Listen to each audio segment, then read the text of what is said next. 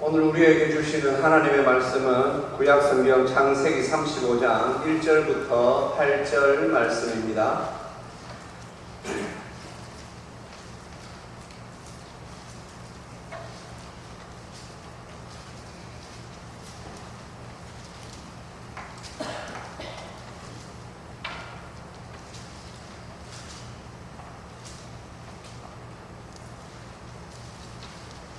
네, 우리 성도님들 한 절씩 받들어 읽겠습니다.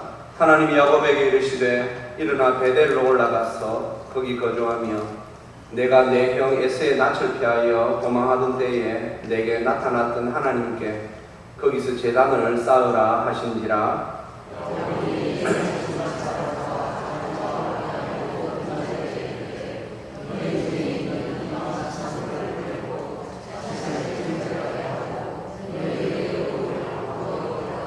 우리가 일어나 베델로 올라가자. 내 환난 날에 내게 응답하시며 내가 하는 길에서 나와 함께 하신 하나님께 내가 거기서 제단을 쌓으려 하노라 하며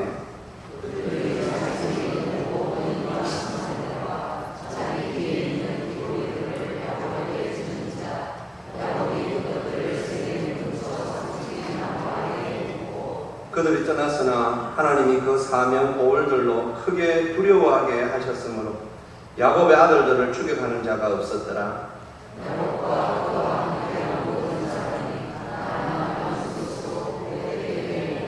그가 거기서 제단을 쌓고 그곳을 엘 베델이라 불렀으니 이는 그의 형의 낯을 피할 때에 하나님이 거기서 그에게 나타나셨음이더라.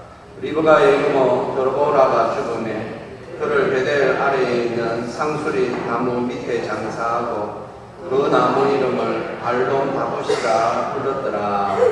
아멘. 기도하겠습니다. 하나님 아버지, 은혜 감사합니다. 주님, 우리를 불쌍히 여기시고 우리를 불쌍히 여기셔서 이 마지막 때에 하나님을 향한 사랑, 우리 주 예수님을 믿는 믿음, 성령님께서 주시는 그 위로 가운데 저희들이 하루하루를 살아가게 하여 주시옵소서. 오늘도 이 말씀을 통하여 우리가 하나님 앞에 어떻게 예배 생활을 해야 할지 기억하게 하시고 예배를 회복하며 예배가 우리의 삶의 중심에 있어 예배로 말미암아 살아가는 복된 성도들 되게 하여 주시옵소서. 감사드리오며 우리 주 예수 그리스도의 이름으로 기도합니다. 아멘. 네, 우리가 살아가다가 보면 되돌리고 싶은 순간이라는 것이 있을 때가 있습니다. 참 후회된다. 왜 그럴까? 왜 그랬을까? 그때로 돌아갈 수 있다면 얼마나 좋을까? 그런 마음이 들 때가 참 많이 있습니다. 그래서 요즘 젊은이들은 리셋이라는 단어를 많이 사용합니다. 초기화한다, 그런 말이지요. 좀 내 삶이 초기화되었으면 좋겠다. 성도님, 요즘 우리나라에 있는 아이들의 삶이 굉장히 빡빡합니다.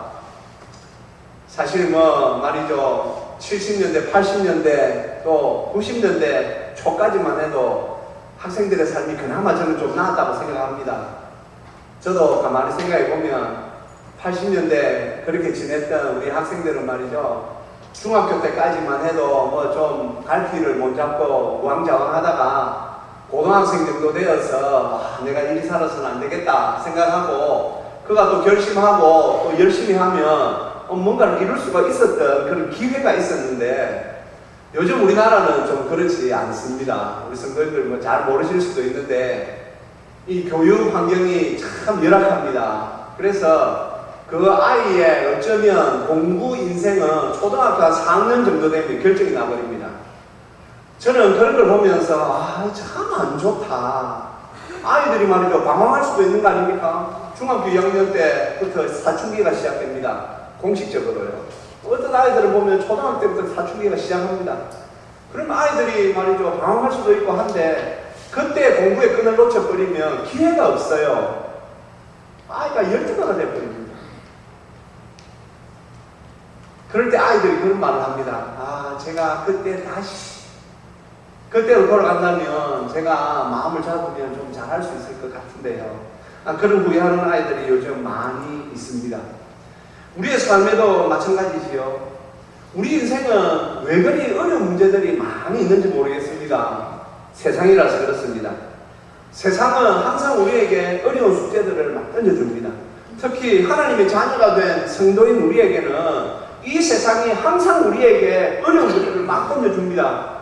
특히 우리의 믿음을 흔들기 위하여서 굉장히 어려운 문제들을 던져줍니다.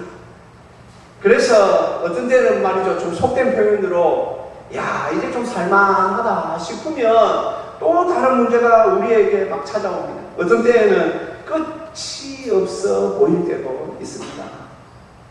그래서 많은 사람들이 지칩니다. 그래도 저는 우리나라, 참 우리는 좋은 나라에 살고 있다라고 저는 항상 감사합니다. 제가 많은 말씀드리지만은 인도라든지 스리랑카, 파키스탄, 동남아의 많은 국가에 있는 사람들이 부지런해도 살 수 없는 그런 사회 구조 속에 살고 있지 않습니까? 그래도 우리나라는 안 그렇죠.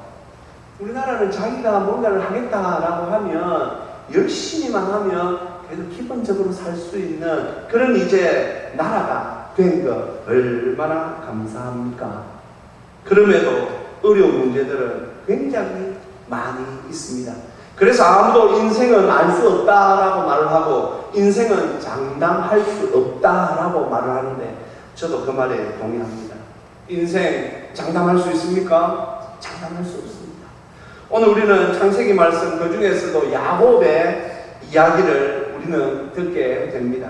성도님들, 야곱은요 하나님께서 굉장히 사랑하는 사람이었습니다. 야곱도 하나님을 사랑하였지만 무엇보다 하나님께서 야곱을 엄청나게 사랑하십니다. 27장에서부터 보면 이 야곱의 이제 조금 말이죠 새로운 인생이 시작됩니다.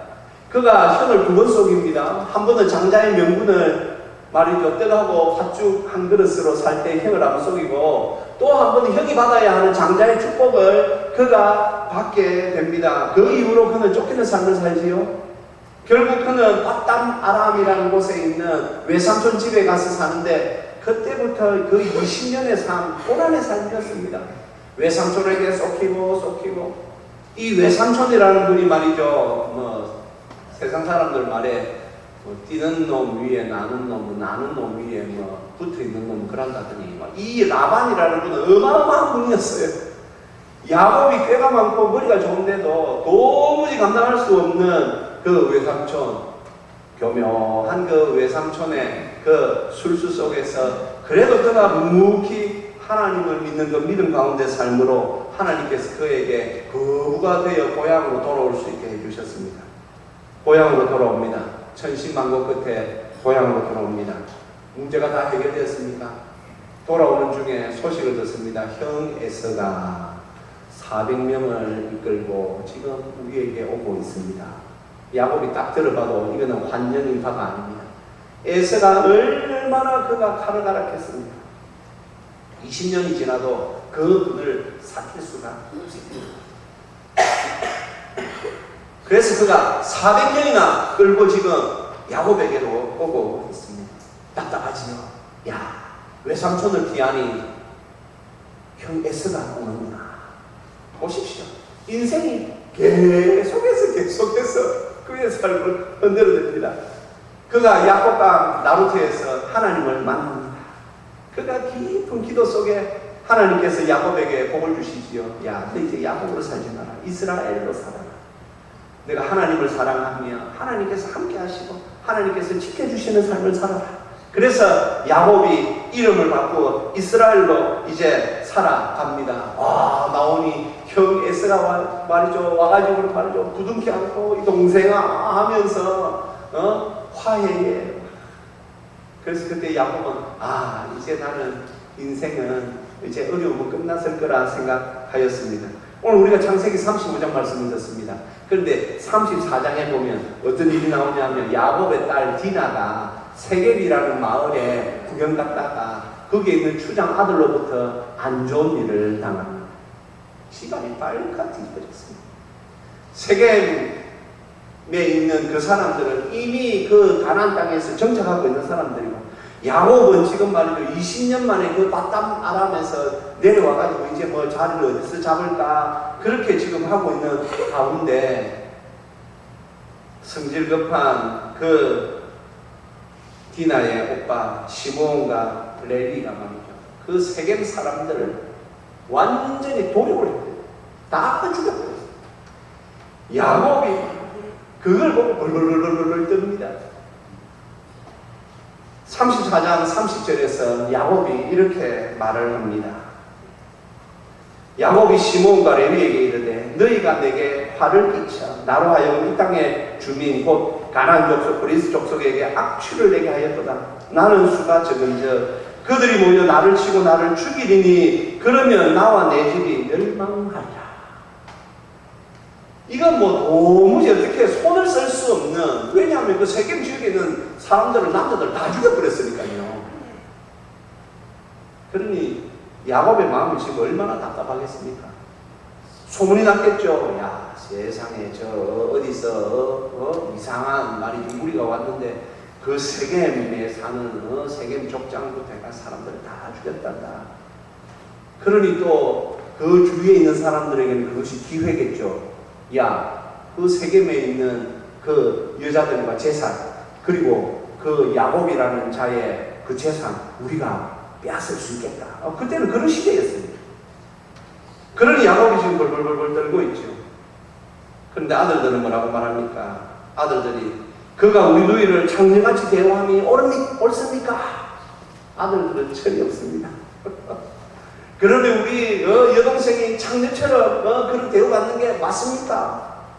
자기들이 옳은 일을 했다라는 것이지요.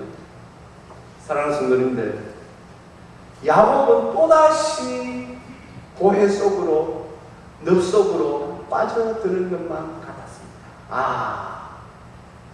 외삼촌을 벗어나 형 에서와 화해하고 이제는 좀 괜찮겠다 싶었는데 또 어째 이런 일이 일어나.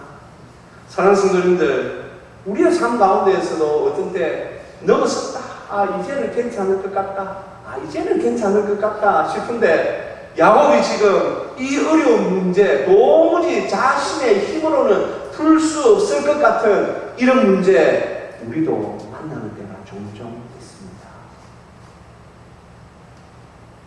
그래서 우리는 항상 부모님이 생각납니다. 저도 아직 뭐 인생 그렇게 많이 살지 않았지만 결혼 후에 참 크고 작은 문제들이 이렇게 일어날 때에 좀 아버지가 있었으면 좋겠다. 어머니가 있었으면 좋겠다. 내가 좀 이걸 좀 의논하고 말이 맞다나 그래 좀 위로라도 좀 받았으면 좋겠다. 성도님들, 우리 인생은요 위로가 필요합니다. 위로가 없으면 인생은 얼마나 어렵게 힘들지. 지금 우리나라에 많은 사람들이 어려움 속에 살고 있는 많은 사람들이 있습니다. 하나님을 믿지 않으니 더 어렵습니다. 그나마 신앙을 갖고 있으면 이 신앙이라는 것은 성도님들 우리의 상상을 초월하는 힘과 능력이 있는 것 아닙니까? 그런데 저 신앙이 없는 사람들요 보면 불쌍해 죽겠어요.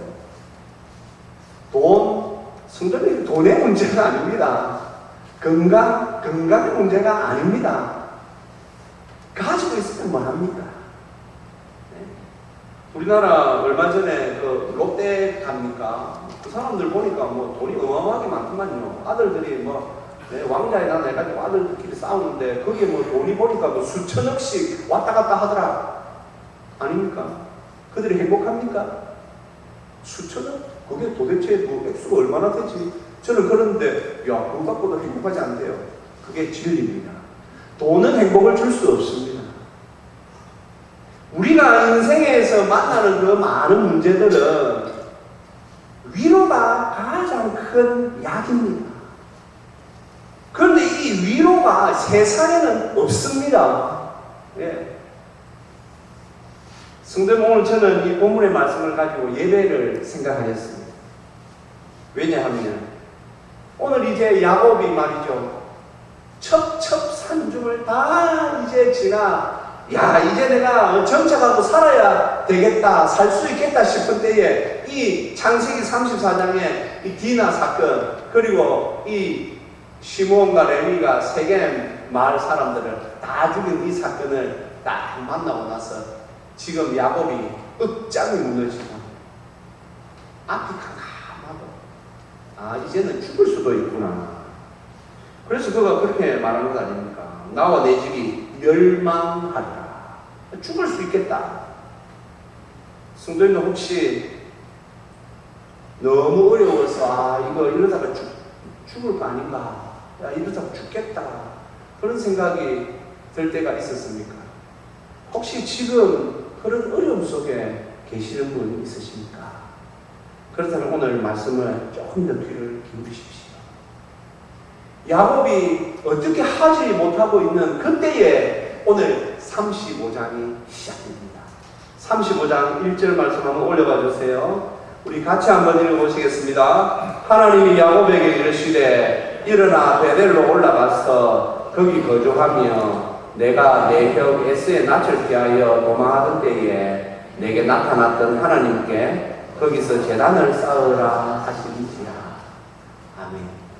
성도님들, 우리가 믿는 하나님은 우리가 어려울 때 외면하시는 분이 아니시고, 우리가 어렵고 힘들 때에 주여 하고 손 내밀기 전에 우리의 인생에 먼저 찾아오시는 고마운 분이십니다. 오늘 하나님께서 먼저 야곱에 찾아오셨어요. 야곱이 어찌할지 몰라.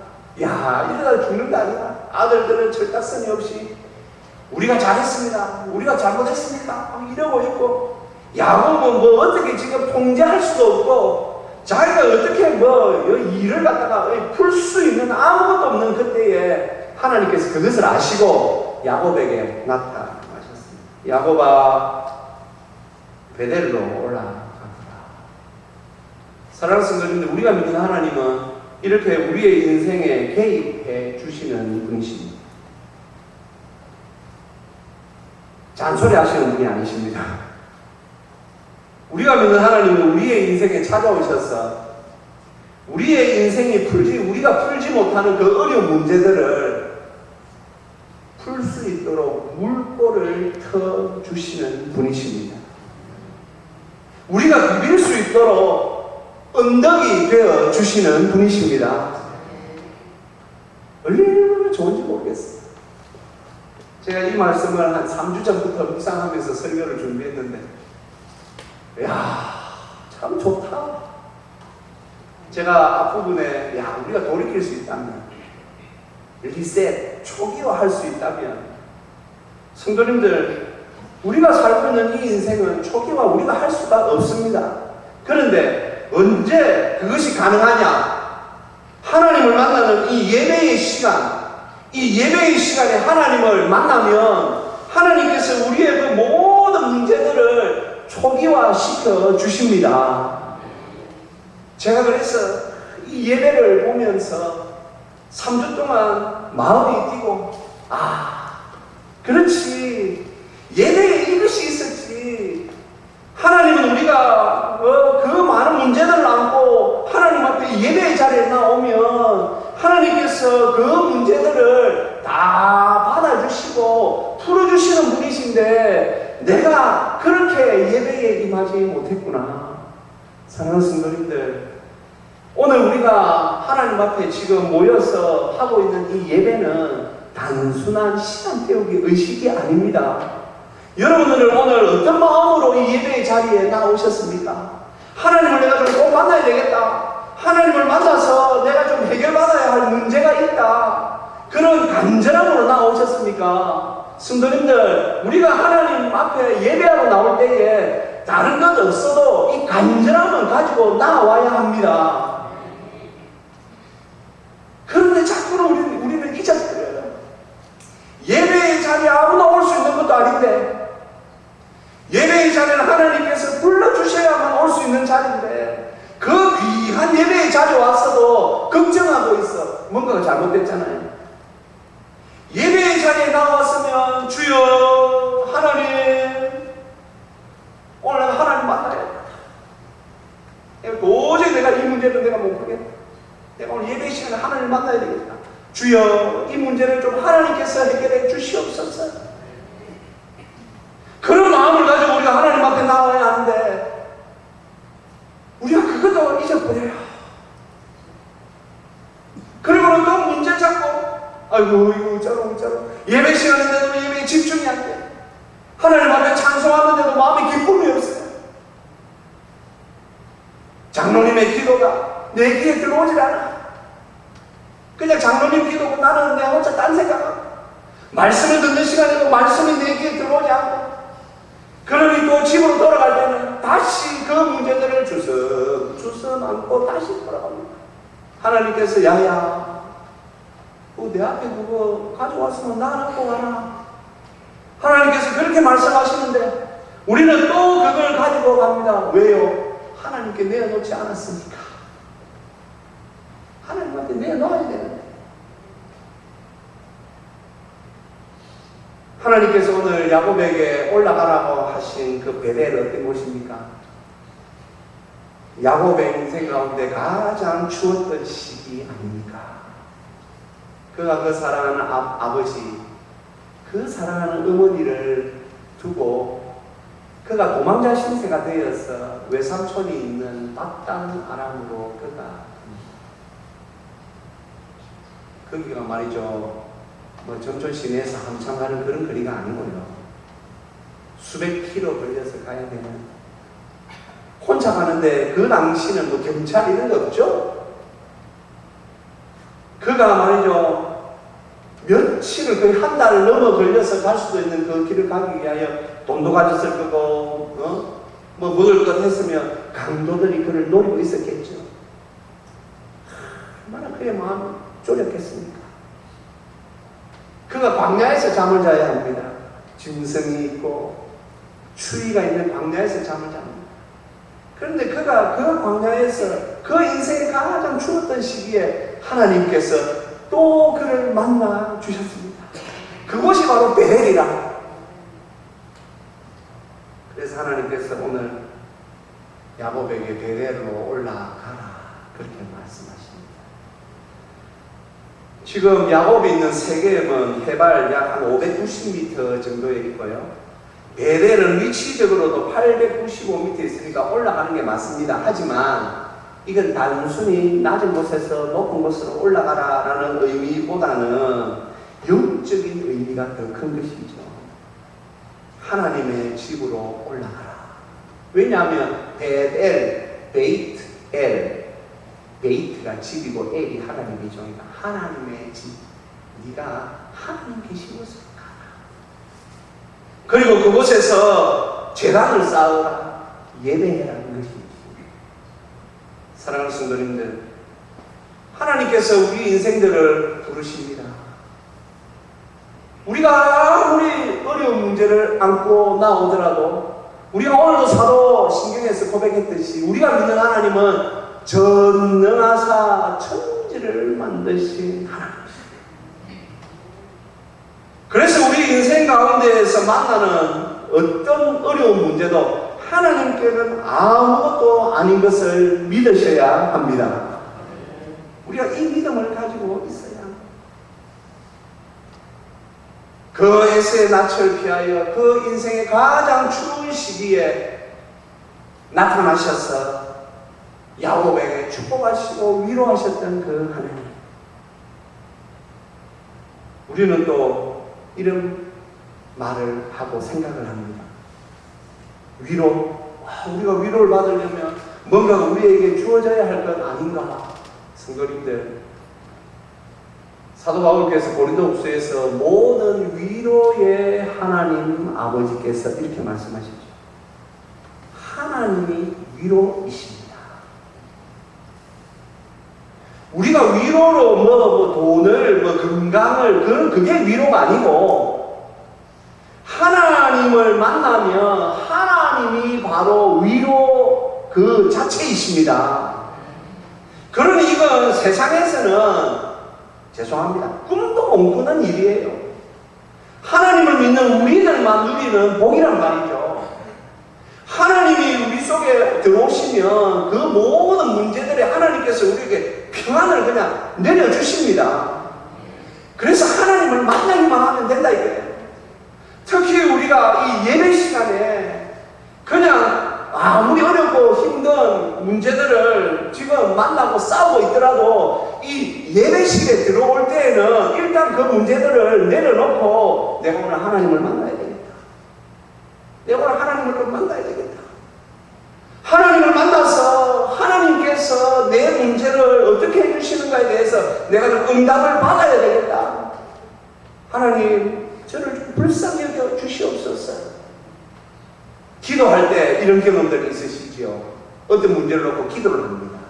문제가 아직 해결되지 않았습니다. 그런데 우리가 그 해결될 거라는 게 어떻게 합니까? 기도하는 중에 마음이 어떻습니까? 편안. 아직까지 그 문제 해결되지 않았는데 기도하는 중에 마음이 편안합니다. 그러면 그때 우리가 느끼지요. 아, 하나님께서 역사하시는구나. 예배의 자리에 나와서도 마찬가지겠지요. 하나님을 만나기만 하면 됩니다. 하나님을 만나면 우리의 마음에 변화가 일어납니다. 그 변화를 가지고 이제 우리가 살아갈 수 있게 되는 것입니다.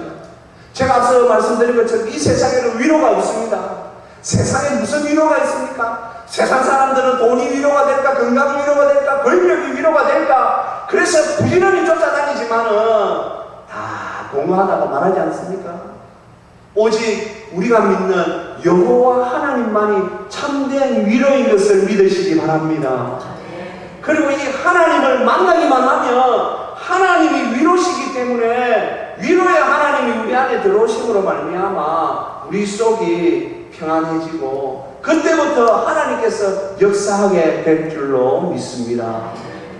이것을 잘 아셨던 분이 욥이지요. 욥기 1장 5절에 보시면요, 그 아들들이 잔치를 합니다. 생일 잔치를 합니다. 아버지가 부자니 자녀들도 얼마나 누리는지 모릅니다. 그런데 그때마다 욥의 마음이 탔던 것 같습니다. 야, 내 아들들이 혹시라도 범죄하면 어떨까? 그래서 그가 명수대로 하나님 앞에 예배를 드리면서 우리 아이들이 죄를 범하였을까? 하나님을 욕되게 했을까? 그들이 막 먹고 마시면서 혹시 그들이 말실수라도 했을까? 하면서 욥이 한 것이 바로 초기화였습니다. 하나님, 우리 아이들의 삶이 하나님 앞에서 단정하게 되게 하시며 항상 새로운 삶을 살게 하여 주시옵소서. 그래서 그가 하나님 앞에 그 아이들의 잔치가 끝나면 아이들을 명수대로 불러서 성결하게 하여 하나님 앞에 예배했단 말이죠. 요한복음 4장에 보면 우리가 잘 아는 사마리아 여인이 나옵니다. 그 여인의 삶이 얼마나 어렵고 힘들었습니까? 낮 정오 12시에 그 땅끝에 말이요 40도 이상 되는 그 땅끝에 물 들어왔습니다. 예수님을 만납니다. 예수님을 만났는데 이 여인이 말이죠, 예배에 관한 말을 예수님 앞에 내어놓습니다. 그러자 예수님께서 참 예배, 영과 진리로 하나님 앞에 드리는 예배에 대하여서 말씀을 그 여인에게 전합니다. 사마리아 4장 28절에 어떻게 말씀이 진행됩니까? 이렇게 진행됩니다. 여자가 물동이를 버려두고 동네로 들어가서 사람들에게 이르게 나의 행한 모든 일을 내게 말한 사람을 와서 보라. 이는 그리스도가 아니냐 합니다. 성도님들, 이 여인의 삶은 끝인 줄 알았습니다. 끝난 줄 알았습니다. 그런데 그가 예수님으로부터 예배에 대한 말씀을 제대로 듣고 난 뒤에 그가 항상 피하고 또한 동네 사람들도 그 여인에 대하여서 음란한 여자, 부정한 여자라고 손가락질하며 그를 만나주지도 않았는데 이 여인의 삶이 새롭게 시작되었습니다. 그렇습니다. 예배는 우리의 모든 어려운 문제들을 다 하나님께서 새롭게 시작할 수 있도록 우리에게 주신 능력입니다. 그러니 우리가 하나님 앞에 이 예배를 소중하게 생각하고 이 예배를 하나님 앞에 제대로 하기 위하여서 우리가 더 마음을 써야 하는 것이지. 예배가 소중합니다. 왜 예배가 소중합니까? 우리의 삶이 예배에 달려있기 때문에 이 예배가 소중한 것입니다. 그런데 성도들 가운데 이 예배를 소중하게 여기지 못하는 그런 분들이 간혹 있습니다. 다른 분 볼 것 없습니다. 나는 어떤가? 나는 지금 예배를 소중하게 여기고 있는가? 나는 예배 시간에 하나님과 이렇게 만나고 있는가? 성도님 오늘 5절 말씀 한번 올려봐 주세요. 5절 말씀에 보시면요, 야곱이 가지고 있던 그 문제에 대하여서 하나님께서 이렇게 답을 주십니다. 같이 한번 읽어보겠습니다. 그들이 떠났으나 하나님이 그 사면 보울들로 크게 두려워하게 하셨으므로 야곱의 아들들을 추격하는 자가 없었더라. 아멘. 야곱이 도무지 자기가 풀 수 없었던 그 문제를 누가 말입니까? 하나님이 그 보울의 사람들의 마음을 움직여 버렸어요. 오늘 우리가 이 하나님 앞에 지금 예배하고 있습니다. 아무리 어렵고 힘든 문제라도 내려놓으시고 주님을 바라보십시오. 주님을 만나기 위하여 마음을 짜십시오. 집중하십시오. 그렇게 될 때 하나님께서 우리에게 역사하실 줄 믿습니다. 오늘도 우리가 이 찬양을 함께 하면 하나님, 제가 늘 하나님을 바라보는 자로 살게 하여 주옵소서. 주만 바라봅니다. 우리 같이 하나님 앞에 찬양하십시다. 하나님의 사랑을, 하나님의 사랑을 사모하는 하나님의 평안을 바라보는가. 너의 모든 것 창조하신 우리 주님이 너를 얼마나 사랑하시는지 하나님께 찬양과 경배하노라. 하나님의 선하심을 닮아가는 자, 너의 모든 것 창조하신 우리 주님이 너를 자녀 삼으셨네. 하나님 사랑의 눈으로 너를 어느 때나 바라보시고 하나님이 장비로서 언제나 너에게 기울이시니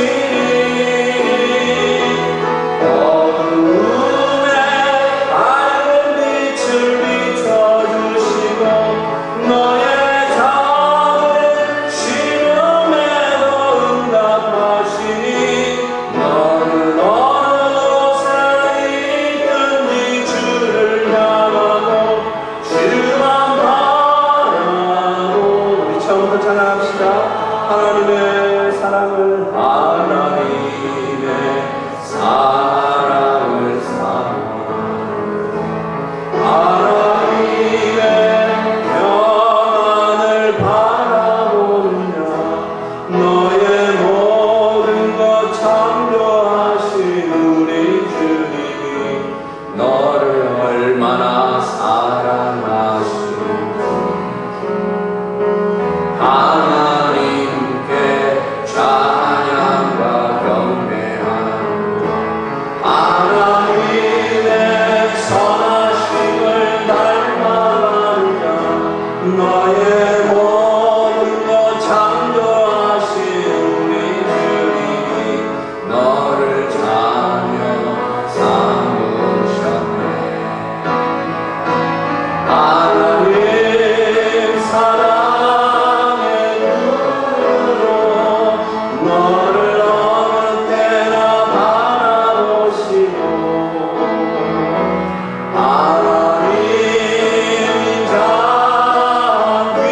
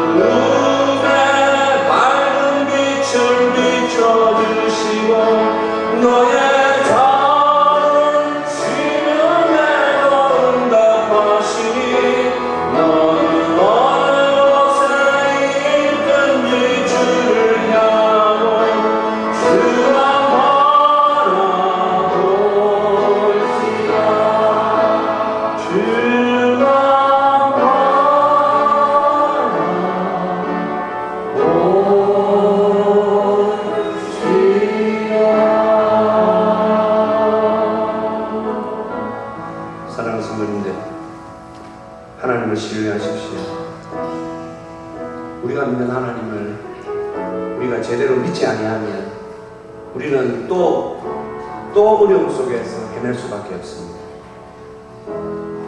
오늘 인생의 가장 추운 시기에 야곱이 만났던 그 하나님, 우리도 만나주십니다. 그 하나님 앞에 손을 내미십시오. 그 하나님 앞에 모든 것을 고하십시오. 아뢰십시오. 도움을 청하십시오. 그리고 하나님께서 역사하시도록 우리의 모든 것을 내려놓으십시오. 이 시간 우리 말씀을 생각하며 우리 같이 한번 기도하시겠습니다.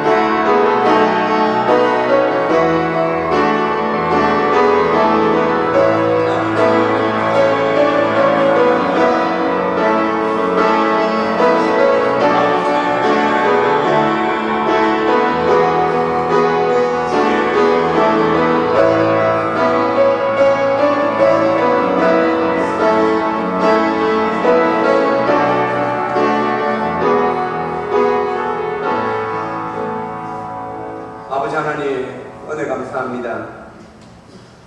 우리의 예배 가운데 임하시는 아버지 하나님, 이 시간도 사랑하는 성도들이 마음문을 엽니다.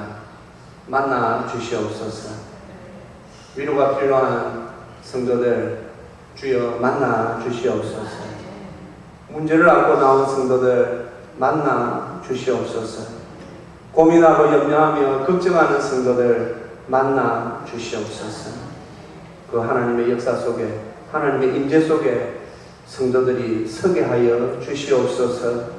야곱이 베델로 올라갔던 것처럼 저희들도 하나님 앞에 서게 하여 주시옵소서. 감사드리오며 우리 주 예수 그리스도의 이름으로 기도합니다. 아멘.